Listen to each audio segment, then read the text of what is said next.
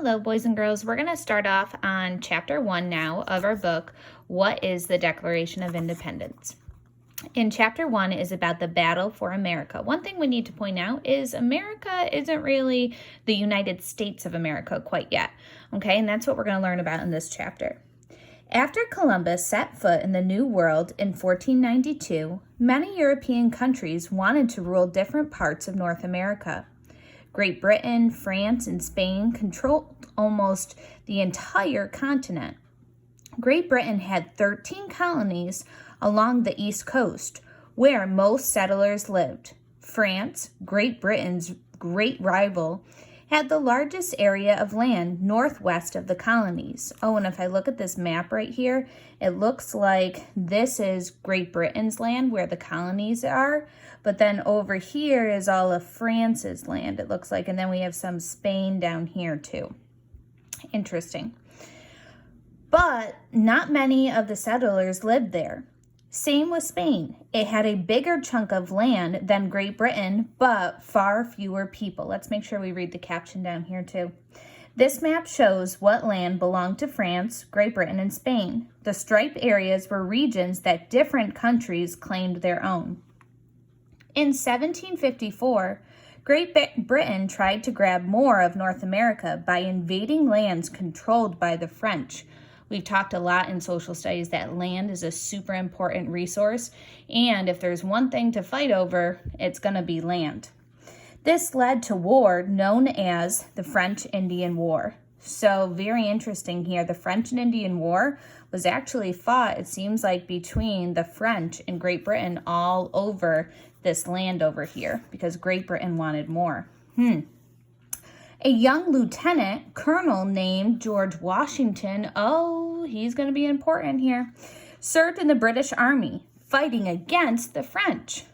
So our first president actually fought for the British when they were fighting against the French. Most American colonists wanted Great Britain to win the war with France, and after many years, it did. Great Britain doubled the area of the land it controlled. Let's take a look at this picture. Before the French-Indian War, over here, so notice this is all French land, the striped, all the dark is Great Britain, but whoa, after the war, all of this is Great Britain land now. During the war, many British soldiers were sent to America to fight. That had been very costly. King George III had to borrow massive amounts of money from other countries. After winning the war, King George had to pay back what he owed. In the king's mind, he had been defending the American colonies against the French, so he expected the colonists to help with the war debt. This angered American people. So what happened, boys and girls, is that war is really expensive, and King George borrowed a lot of money from other countries, and now he had to pay it back. But who is he going to make pay for them? It seems like the colonists are going to have to pay. It wasn't the colonists' idea to start the war. It had been fought because the king wanted more land. So why should the Americans have to pay? And here we have a picture of George Washington, the British soldier.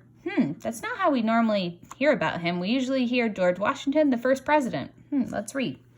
The son of a successful Virginia farmer, George Washington was only 22 years old when he led 150 British soldiers against French troops along the Ohio River.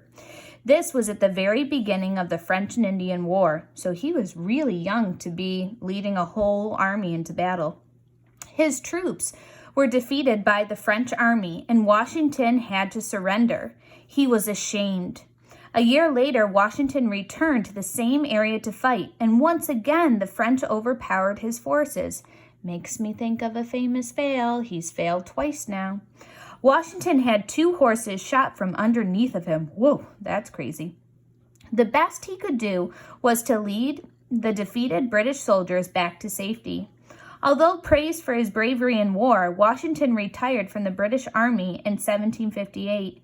He returned to his home in Virginia. However, 17 years later, Washington became commander-in-chief of the Continental Army. Now he was fighting, and that's even in italics, against Great Britain. King George didn't listen to that argument. The British government called Parliament taxed the American colonists heavily to pay for his war debts. The American colonists had no one representing them in Parliament. Again, Parliament is their government. It met in London, more than 3,000 miles away and across the Atlantic Ocean. The colonists had no way to argue against the high taxes. And this is the building, St. Stephen's Chapel, where Parliament met. Ooh, this is one of my favorite things in history. Can you tell why? The House of Burgesses. Okay, that is one of our first here in the United States or in America representative government. Did Parliament decide on all the laws governing the colonies? No. There were local governments with men elected by fellow colonists. In Virginia, for example, there was the House of Burgesses. Yes, boys and girls, that is my name. No connection to me in history, but that was one of our first governments here in Virginia. However, none of these groups had much power. In each colony, a royal governor made all the important decisions. Whatever the governor decided should be the law was the law. And he was appointed by the king, so this governor really worked for the king. So Great Britain always had the final say about all laws and taxes. This got the people in the colonies angry, very angry. And then we will continue on in chapter 2 in the next video.